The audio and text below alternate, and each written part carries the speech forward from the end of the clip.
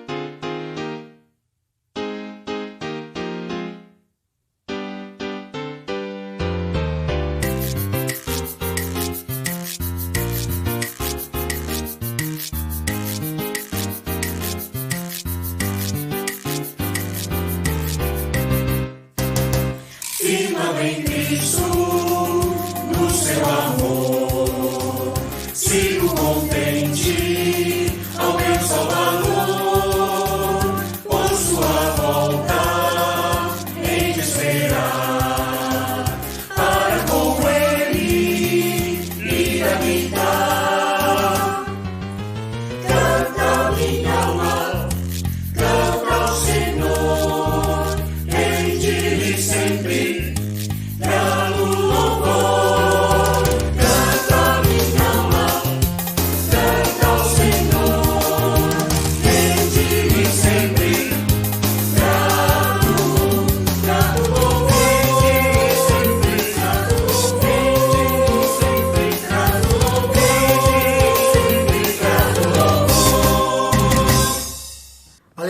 queridos, vamos orar ao Senhor. Senhor, nós te agradecemos por este dia. Muito obrigado porque tua graça e a tua misericórdia se renovou para com as nossas vidas. E neste momento, quero te pedir que o Senhor fale aos nossos corações, através da tua palavra, deste culto, Deus, que iremos assistir, que possamos ser renovados, transformados e desafiados pelo Senhor. Abençoa cada pessoa que estará com a participação neste culto, que todos possam estar na colaboração e que o teu Espírito Santo esteja na direção. Muito obrigado por tudo, é isso que nós te pedimos, te agradecemos, em nome do teu Filho amado Jesus que nós oramos. Amém. 2 de julho de 1865, nós lembramos e comemoramos 156 anos do Exército de Salvação, aleluia!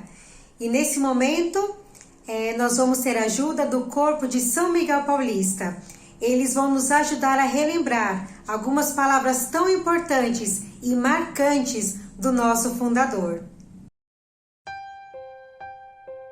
Enquanto mulheres chorarem, como choram agora, Eu lutarei! Enquanto criancinhas passarem fome, como elas passam agora, Eu lutarei! Enquanto homens passam pelas prisões, entrando e saindo como eles fazem agora, Eu lutarei! Enquanto houver um bêbado remanescente, enquanto houver uma moça vagando perdida pelas ruas, enquanto restar uma alma que seja nas trevas, sem a luz de Deus, Eu lutarei até o fim. eu lutarei. Será que mesmo depois de 109 anos em que esse discurso foi escrito, você ainda luta? Você luta em favor da mulher, do idoso ou criança que é o seu vizinho e sofre violência bem ao lado da sua casa? o que você faz quando encontra um mendigo ou uma prostituta nas ruas? Você os ignora ou luta por eles? e os presidiários? Acham que devem morrer ali mesmo ou lutam para que encontre a redenção em Cristo, assim como você encontrou? Afinal, existe pecadinho ou pecadão? O que você faz quando alguém te pede um conselho? Você abre mão do seu precioso tempo para ouvi-la? Ou você diz estar ocupado demais, quando na verdade tudo que você quer é chegar na sua casa e assistir a sua série favorita no Netflix, hein? ou então você passa um dia tão cheio de atividades, cuidando de uma equipe inteira ou de problemas da sua empresa. Porém, quando chega em casa, diz que está cansado e perde a paciência quando seus filhos vêm lhe contar como foi o dia deles. você realmente luta pelas pessoas? Eu tenho uma sugestão. Podemos pegar esse discurso escrito em 1912, aplicar e praticar em nosso tempo, em 2021. Então, ficará assim. Enquanto pessoas sofrem todo tipo de discriminação como elas sofrem agora, eu lutarei. Enquanto mulheres, crianças, idosos serem vítimas de violências domésticas, eu lutarei. Enquanto famílias estão desabrigadas e passam fome como elas passam agora, eu lutarei.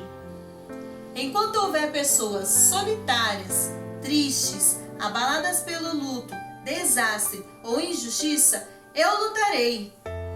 Enquanto houver pessoas com a fé se esfriando, enquanto houver pessoas que ainda não experimentaram a graça de Deus, eu lutarei até o fim.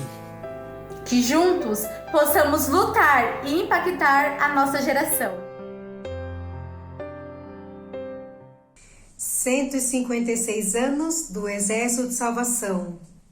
São anos, décadas que nós temos experimentado e visto a fidelidade do Senhor, a sua fidelidade poderosa, a sua fidelidade perfeita, mesmo quando nós fomos infiéis, mesmo quando nós tropeçamos ou fraquejamos. E um cântico que nós vamos ouvir neste momento irá nos fazer recordar, refletir e agradecer essa maravilhosa fidelidade do Senhor. E a você que tem servido a Deus no exército de salvação, glorifique a Deus por essa fidelidade em sua vida, em sua família e no seu ministério.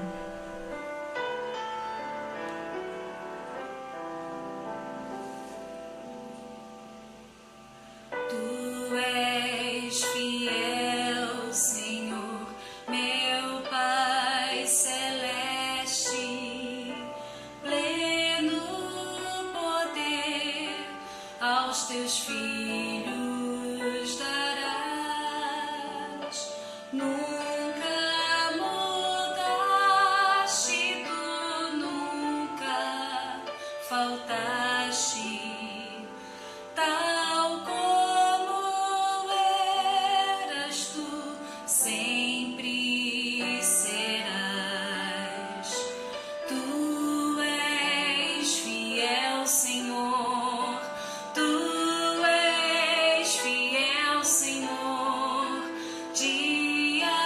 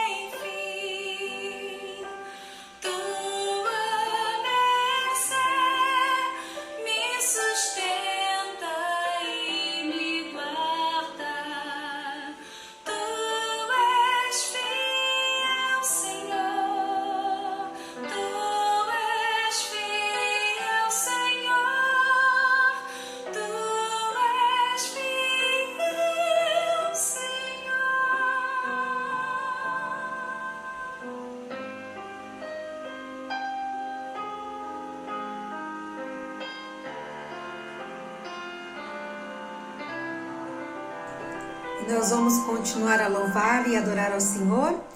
E nesse coro diz assim, que quando Deus escolhe alguém, Ele mesmo faz tudo que está em seu coração, capacita o chamado e fortalece os seus braços, pois a obra é dele e ele não falhará. O exército de salvação é uma obra do Senhor, e esse Deus não vai falhar, e Ele vai te capacitar, Ele vai te fortalecer, Ele vai te ajudar. Confiemos nas palavras desse cântico, pois a obra é dele, e Ele não vai falhar. Aleluia!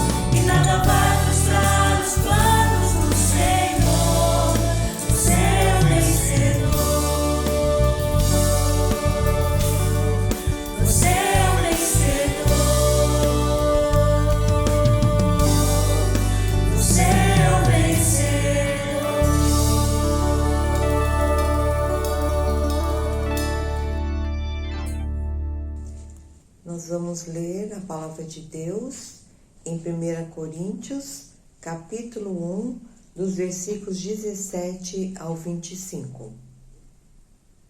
Versículo 17. Pois Cristo não me enviou para batizar, mas para pregar o Evangelho, não porém com palavras de sabedoria, para que a cruz de Cristo não seja esvaziada. Pois a mensagem da cruz é loucura para os que estão perecendo, mas para nós que estamos sendo salvos é o poder de Deus. Pois está escrito: destruirei a sabedoria dos sábios e rejeitarei a inteligência dos inteligentes. Onde está o sábio? Onde está o erudito? Onde está o questionador desta era? Acaso não tornou Deus louca a sabedoria deste mundo? Visto que, na sabedoria de Deus, O mundo não o conheceu por meio da sabedoria humana, agradou a Deus salvar aqueles que creem por meio da loucura da pregação. Os judeus pedem sinais milagrosos e os gregos procuram sabedoria. Nós, porém, pregamos a Cristo crucificado, o qual, de fato, é escândalo para os judeus e loucura para os gentios.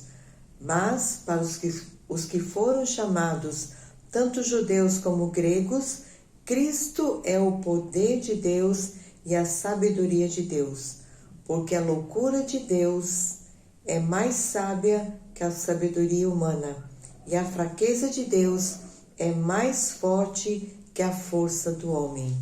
Deus nos abençoe. Antes de ouvirmos a palavra de Deus, agradecemos a Ele porque tem nos abençoado durante este culto e vamos clamar que Ele nos fale, continue falando conosco por meio da palavra. Oremos. Senhor nosso Deus, nós te louvamos, nós te agradecemos pelo privilégio que nós temos de prestarmos culto a Ti, de Te adorarmos, de Te louvarmos, de Te bendizermos. Obrigado, Deus, pelo culto desta manhã. Obrigado, Deus, pelo Teu servo que irá ministrar a Tua palavra. Obrigado porque o Senhor o tem usado em todos os outros momentos e certamente nesta manhã vai usar mais uma vez para abençoar os nossos corações, para nos edificar, para nos exortar, se assim precisamos. Ó Deus, Espírito Santo, ministra aos nossos corações através do Teu servo. E neste momento, Senhor, de uma forma toda especial, nós queremos Te bendizer, Te louvar pela existência do Exército de Salvação. Te agradecemos, ó Deus, pela inspiração, pela coragem que o Senhor tem dado aos fundadores, obediência à Tua voz, para que este exército fosse levantado. Te agradecemos por tudo que tem sido feito até o presente momento. Obrigado pela obra de salvação na vida de milhares de pessoas, pela obra de santificação, pelas pessoas que têm sido auxiliadas, ajudadas por meio da obra social do Exército de Salvação. Nós Te bendizemos pela vida dos oficiais, pela vida dos soldados, recrutas, pelos jovens soldados. Te agradecemos, ó Deus, por essa obra maravilhosa e pedimos que o Senhor continue a nos abençoar e que por meio da Tua bênção nós possamos prosseguir para cumprir o ministério para o qual o Exército de Salvação foi levantado. Abençoa a liderança, Senhor. Estende o Teu favor, estende a Tua graça. Nós Te bendizemos, nós Te louvamos, em o nome de Jesus, o nosso Salvador. Amém. Nós amamos a Ti, Deus, Tu sabes nosso desejo, nossa sinceridade para Ti servir.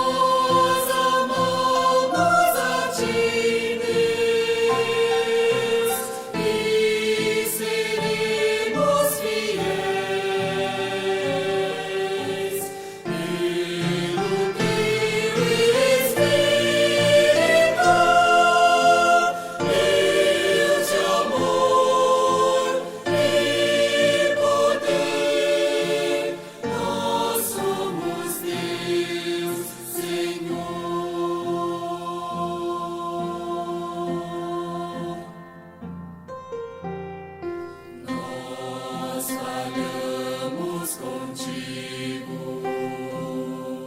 Perdoa nosso pecado. Quantas vezes erramos, ignorando-te. Mas agora pedimos teu poder para andar dignos e submissos e teu nome anunciar.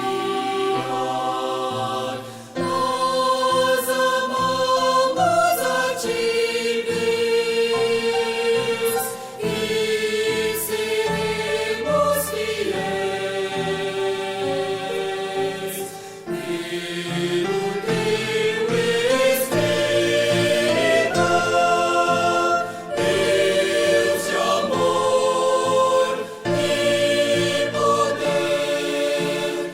Nós somos teus, Senhor, e te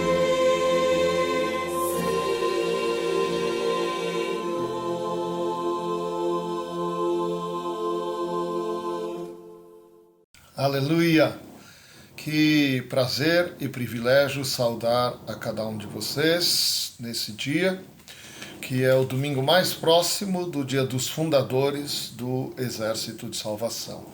2 de julho de 1865, marca o humilde, aliás, muito humilde início desse trabalho para o qual Deus chamou a gente para investir a nossa vida, nossa energia, os nossos dias para a extensão do seu reino através dessa parte da sua igreja que nós chamamos de Exército de Salvação. A leitura de hoje em 1 Coríntios, capítulo 1, de 17 em diante, está bem no comecinho dessa primeira carta de Paulo à igreja de Corinto, e ele está se dirigindo a uma igreja infelizmente dividida, e ele já começa de cara, então, endereçando as suas palavras a essa questão da divisão. Ele começa dizendo: porque não me enviou Cristo para batizar, mas para pregar o Evangelho, não com sabedoria de palavra, para que se não anule a cruz de Cristo. Ele está aqui, quando fala de batismo, ele acabou de dizer que ele dá graças a Deus, porque ele não batizou a ninguém, a não ser Crispo e Gaio, e depois ele lembra e escreve que também batizou a casa de Estéfanas. Mas ele diz: não me lembro se batizei algum outro.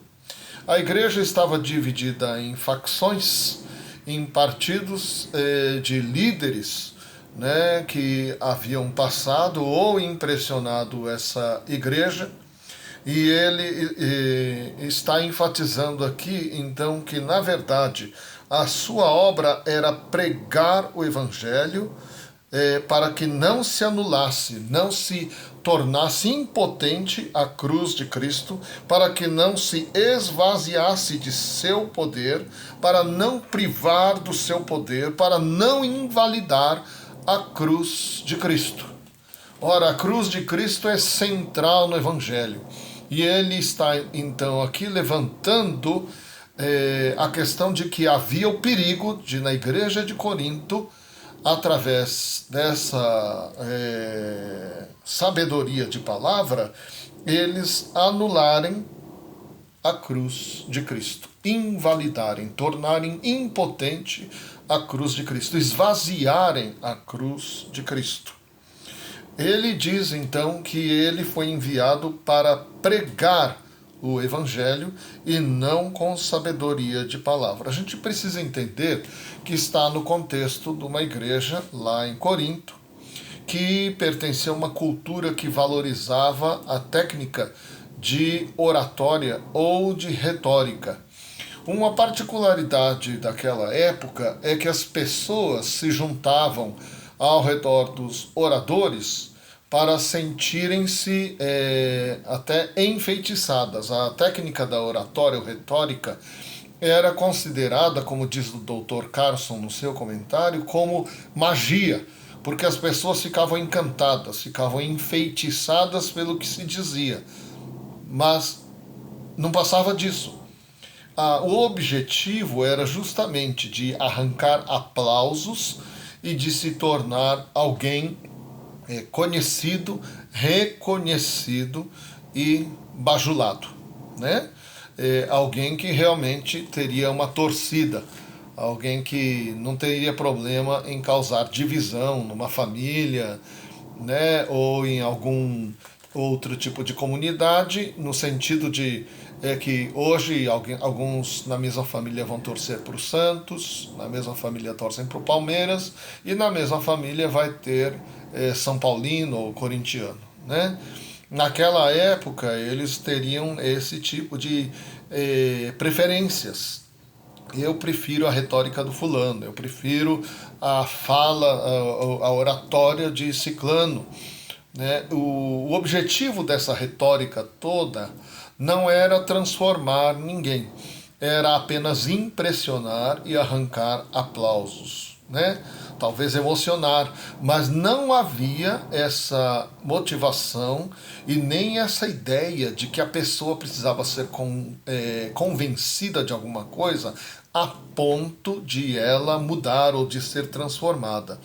O cerne da coisa, da oratória, na mentalidade grega, era de você cativar as pessoas, né? Então elas queriam ouvir uma série de frases bem construídas, eloquentemente expostas, e que não necessariamente também correspondiam à plena verdade. O que interessa para essa turma não é a verdade.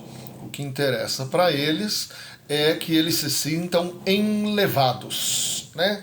Vamos dizer assim, se fosse hoje, a gente diria que eles querem assistir um bom entretenimento e através disso, então, se sentirem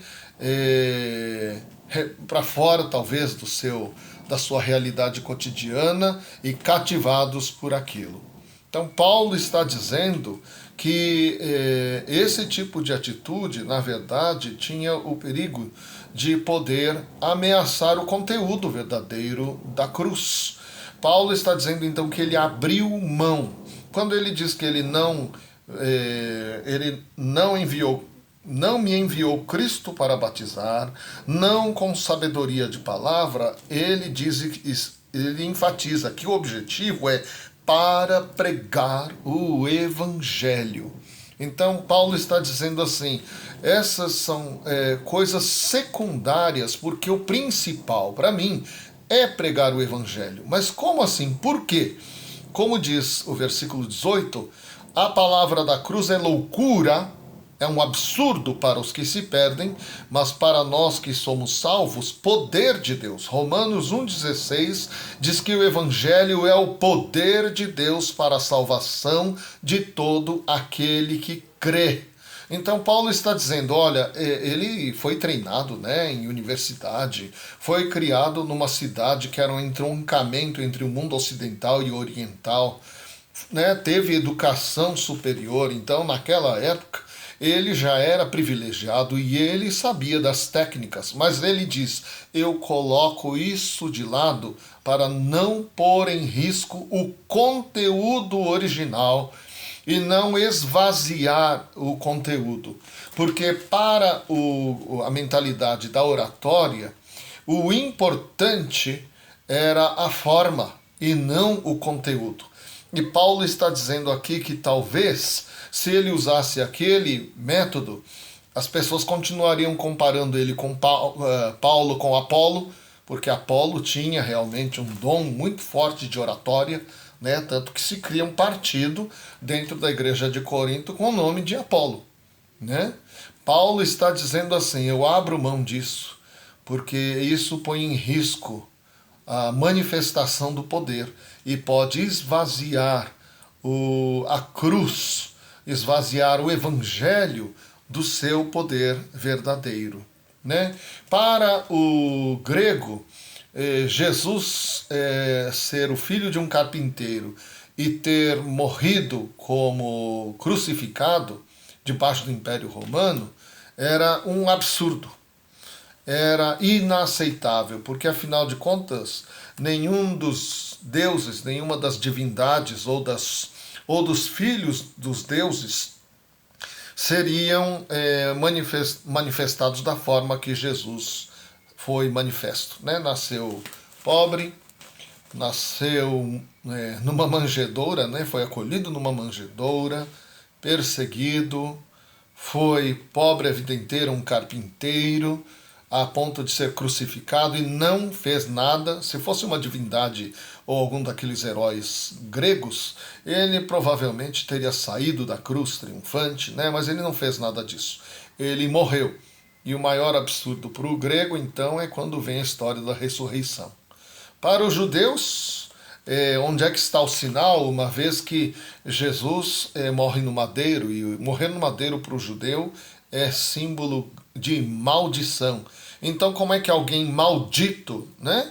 Alguém que morre na cruz, pode ser depois pronunciado, proclamado como Salvador ou como o ungido de Deus?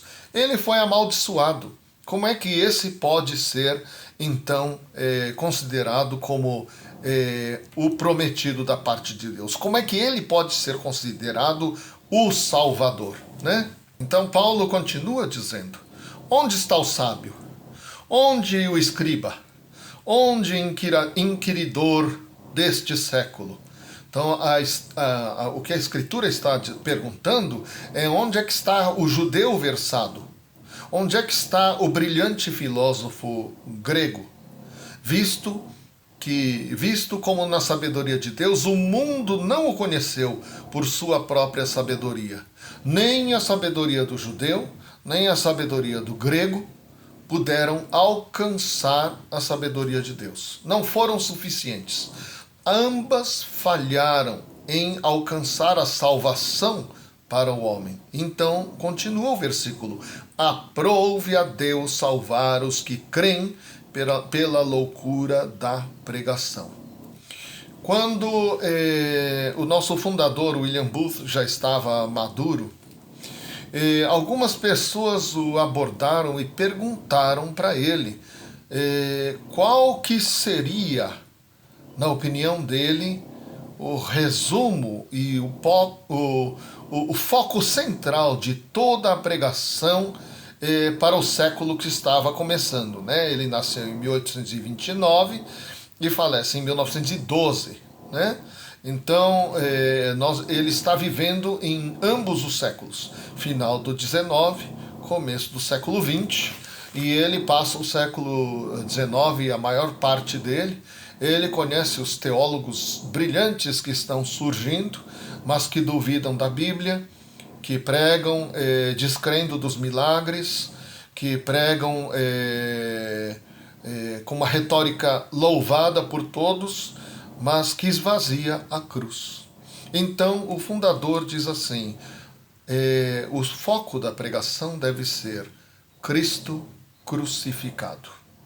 É o versículo 23. Mas nós pregamos a Cristo crucificado, escândalo para os judeus, loucura para os gentios. E de novo, no capítulo 2, no versículo 2, diz de novo: porque decidi nada saber entre vós, senão a Jesus Cristo e esse crucificado. Parece que o fundador percebeu aquilo que Paulo havia percebido, que havia o risco de as pessoas ficarem tão impressionadas, tão emocionadas, né? Elas ficarem tão persuadidas por raciocínios, por lógica, por oratória, que essas pessoas seriam seduzidas, infelizmente, a seguirem outro caminho que não o de experimentar o poder da cruz. E o fundador, então, eu acredito, ele lendo essa passagem da Escritura, essa mesma que estamos lendo hoje de manhã, ele é convencido de que o cristianismo da sua época e dos anos que hão de vir sofrerá a mesma ameaça. De que, por causa do brilhantismo e eloquência de oradores, filósofos e teólogos, as pessoas fiquem tão encantadas pela retórica, pela oratória, que elas acabem sendo desviadas do poder verdadeiro do Evangelho. Mais uma vez, citando o fundador, alguém perguntou para ele a respeito do perigo para o século XX. E ele respondeu assim: eu considero que os maiores perigos com os quais o século vindouro vai ser confrontado serão a religião sem o Espírito Santo, o cristianismo sem Cristo, o perdão sem arrependimento, a salvação sem regeneração, a política sem Deus e o céu sem inferno. Então nós acabamos esvaziando o Evangelho, porque o Evangelho é poder. Não adianta uma pessoa vir para o culto e achar bonito, e ficar emocionada, e ficar impressionada, e ficar cheia de boas intenções, e achar que aquilo foi o suficiente. Não, não é. O Evangelho é o poder de Deus para salvar todo aquele que crê. Esse é um ato divino. O pregador, por pior que ele seja em termos de oratória, se ele é claro o suficiente para levar as pessoas para a presença de Deus, para mostrar a essas pessoas o pecado, o juízo sobre o pecado, a ira de Deus, a escravidão do pecado, o senhor injusto e mortal que é o pecado e o diabo, se essa pessoa que prega conseguir mostrar que há um caminho de salvação e que essa salvação é verdadeira e foi provida por Deus, e consegue levar esses pecadores ao arrependimento e a conhecerem verdadeiramente o perdão de Deus e dali se erguerem como novas criaturas, é isso que interessa, é isso que Paulo está dizendo. Paulo escolheu esvaziar-se da sua condição de orador, para que as pessoas não fossem impressionadas por ele como orador, para que as pessoas não formassem mais um partido. Ele fala que nem batizar vocês eu batizei. E eu não vim como orador, eu não vim para impressionar e para disputar lugar de orador com, por exemplo, Apolo, ou seja, quem for. Eu vim para que vocês recebam a mensagem e eu me apago, eu me anulo, eu até escondo as minhas qualificações, porque eu vim em temor e tremor, eu vim em fraqueza no meio de vocês, para que a excelência da obra de Deus se manifeste plena em vocês e através de vocês. Mais uma vez o fundador vai dizer, para que você tenha um homem profundamente salvo, não é suficiente você colocar nele um par de calças novo, dar-lhe a ele um trabalho regular, ou até chegar a dar a ele educação universitária. Essas são todas coisas externas ao homem. E se as coisas internas permanecem sem mudar, você perdeu o seu trabalho. Você deve, de alguma maneira ou outra, enxertar na natureza desse homem uma nova natureza, que tem em si o elemento de divino. A obra poderosa de salvação é de Deus. Se nós estamos, enquanto exército de salvação, apenas almejando juntar gente para as nossas igrejas, almejando só educar melhor, dar uma oportunidade mais justa na sociedade, brigar pelos direitos das pessoas, brigar pelo que é justo, pelo que é correto, por relacionamentos melhores, por pessoas moralmente corretas, por leis melhores. Isso é certo? Mas não é a nossa obra. O alvo é mais alto. Tudo isso faz parte, sim, mas é incompleto, é insuficiente se nós nos esquecermos de que a obra principal é pregarmos a Cristo e Ele crucificado. É levarmos as pessoas a uma experiência poderosa de transformação. Se você tem ouvido pregações, se você tem ouvido estudos, se você lê a Bíblia e faz bem para você, e realmente faz bem, mas se não passa disso, se o poder de Deus não se manifestou a ponto de mudar o seu interior, de mudar você de inimigo de Deus para filho de Deus, de mudar de alguém que tem medo de Deus, tem medo da morte, tem medo do inferno, para alguém que ama a Deus e por causa desse amor já não teme mais a morte.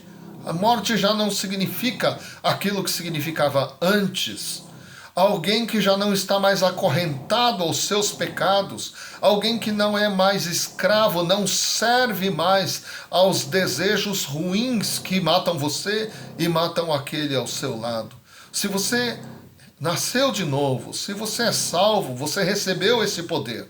Mas se você só continua ouvindo, como se fosse uma terapia espiritual, mas esse poder de transformar e salvar você ainda não veio, então tem alguma coisa faltando, né?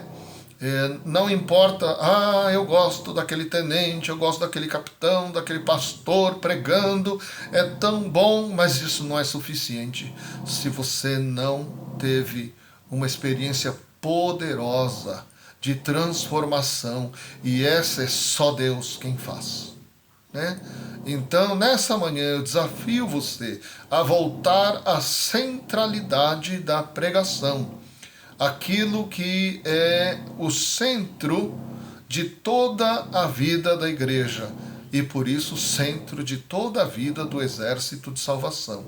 Pregar a Cristo e Ele crucificado. Porque esse evangelho é o poder de Deus para a salvação de todo aquele que nele crê. Então você, se não foi transformado nessa manhã, ou nessa tarde, se você estiver ouvindo à tarde ou à noite, eu convido você a crer de maneira que você seja salvo e esse poder desça sobre a tua vida. E aqueles de nós que ensinamos, pregamos ou vivemos o evangelho, também é um lembrete poderoso de que o alvo não é criarmos bons filhos, não é criarmos crianças educadinhas, não é termos uma família pacífica, tranquila, também, mas é muito mais alto o nosso alvo. O alvo é a salvação que há em Cristo Jesus. E isso só ocorre pelo poder de Deus. Nós anunciamos, mas o evangelho é dele, o poder é dele. E as pessoas precisam ser levadas a ponto de compreenderem essa realidade, que não é o homem se reformando, não é o padre ou o pastor ou o bispo com a sua retórica, com o seu ensino que torna melhor a pessoa. Quem pode transformar a pessoa de inimigo de Deus para amigo de Deus é a própria obra de Jesus na cruz. É essa cruz que não deve nunca ser esvaziada. Nos dias do fundador e depois dele, vieram muitos, inclusive dentro da igreja cristã, que zombaram da cruz, zombaram inclusive da ressurreição, mentiram sobre ela, negaram o seu poder, negaram a sua eficácia, negaram a sua ressurreição. Mas Paulo diz que pregamos a Cristo, poder de Deus e sabedoria de Deus. E mais tarde vai dizer, no versículo 30, vós sois dele em Cristo Jesus, o qual se nos tornou da parte de Deus sabedoria e justiça e santificação e redenção. Que eu desafio mais uma vez você. Se você não conheceu esse poder, não se satisfaça com você apenas ouvir, ou apenas um assentimento intelectual. Ah, eu entendi. Não se satisfaça com isso. Deve haver esse assentimento intelectual seu das verdades da Bíblia e do Evangelho, devem conduzir você a uma relação pessoal com Deus. E essa relação só é possível através da cruz de Cristo, quando você pede perdão dos seus pecados, Ele purifica você e você o convida, vem habitar dentro de mim. Então, Ele envia o seu Espírito Santo, e esse Espírito Santo passa a habitar em você dia a dia, para moldar você à sua imagem, para mandar em você, para ser o seu dono, para ser o seu Senhor, aí que a gente chama ele, né, de Senhor, e para ser o centro de tudo, aí nós o chamamos de Deus, e para ser o Salvador todos os dias, e aí a gente o chama de Cristo, ou Messias, o ungido de Deus. Deus nos abençoe. Então queria orar por você e com você, né? Senhor, nós queremos te agradecer por esse dia em que nós podemos completar mais um aniversário dessa parte da igreja que o Senhor levantou e está conduzindo, construindo, e és o Senhor dessa parte dessa igreja através de mais de 1,5 séculos agora. Agradecemos por cada servo, cada irmão, irmã, amigo, amiga deste exército que o Senhor tem levantado para juntar mãos nessa grande guerra de salvação. Queremos pedir que o Senhor nos faça fiéis à tua visão, de que a centralidade é algo que está além do ser humano, de todas as nossas capacidades de sabedoria, de eloquência ou de técnica, e que nós usamos tudo isso consagrado a Ti, mas na verdade nós precisamos do Teu poder. O Senhor nos chamou para sermos obreiros, para sermos servos, para sermos trabalhadores cooperadores, parceiros na grande obra de salvação. Mas nós queremos pedir que o Senhor nos mantenha fiéis ao foco, o Senhor nos mantenha com a mente muito clara a respeito de qual é o cerne, qual é a base, qual é o fundamento e ao mesmo tempo qual é o alvo, que é proclamar essa grande salvação e é trazer pessoas, todas as pessoas desse mundo, ao conhecimento do Salvador e a experimentarem, perceberem essa tão grande salvação que só existe no Filho unigênito de Deus que se encarnou, morreu e ressuscitou por nós.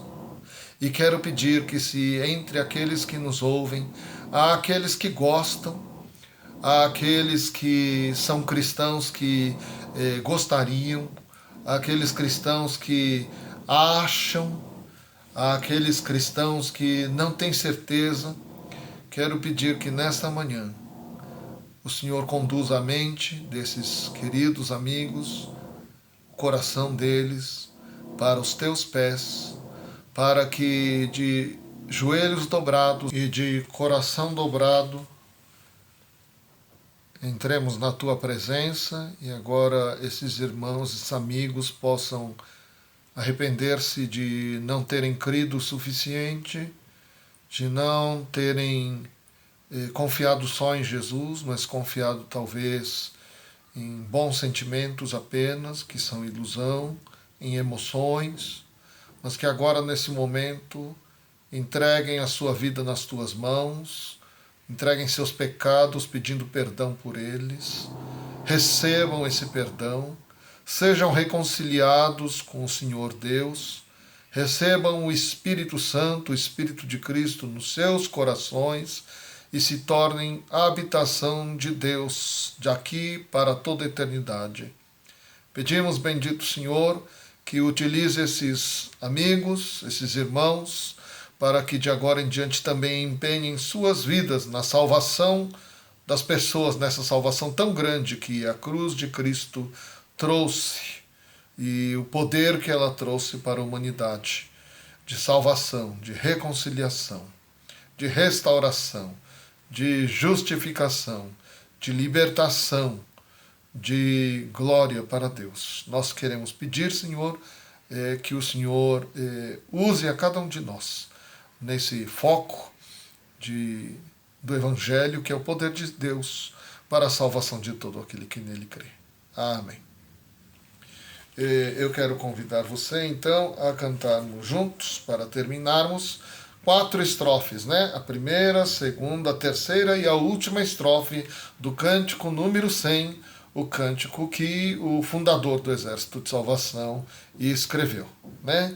Perdão infinito, ou como diz no original, salvação sem limites. Amém. Que Deus nos abençoe.